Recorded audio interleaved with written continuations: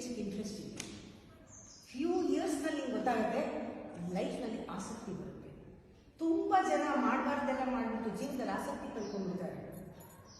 ಎಷ್ಟೋ ಕಾಲೇಜಸ್ ಹೋಗಿದ್ದೀನಲ್ಲ, suicidal tendency, ಬೇಡದಿರೋದ್ರಲ್ಲಿ ಇನ್ವಾಲ್ವ್ಮೆಂಟು, ಕಮಿಟ್ಮೆಂಟ್ ಇಲ್ಲ, ಪೋಸ್ಟ್ಪೋನ್ ಯಾವಾಗಲೂ ನಾಳೆ ಮಾಡೋಣ ಅಂತ ಇನರ್ಷಿಯಾ, ಎಲ್ಲ ಪ್ರಾಣಿ ಗುಣ, ಸೋಂಬೇರಿಗಳು, ಇಲ್ಲ ತುಂಬ ಕೋಪ, ದ್ವೇಷ, ರೋಷ, ತಾಪ, ಈ ಥರದ್ದೆಲ್ಲ ರಜಸಿಕ್ quality, demon quality.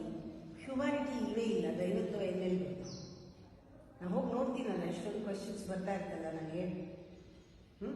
Develop curiosity in life, that will lead to interest in life.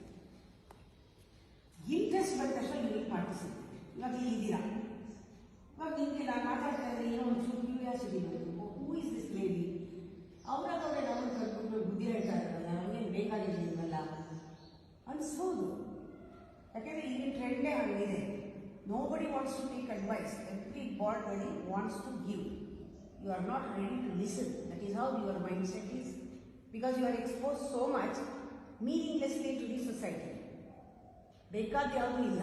ಅದಕ್ಕೆ ನಮಗೆಲ್ಲ ಗೊತ್ತಲ್ಲ, ಇವರೇನು ಹೇಳೋದು, ತಗೊಳ್ಳಿ ಇದನ್ನು ಒತ್ತಿ, ಇಡೀ ಪ್ರಪಂಚ ನನ್ನ ಕೈನಲ್ಲಿದೆ, ನನ್ನ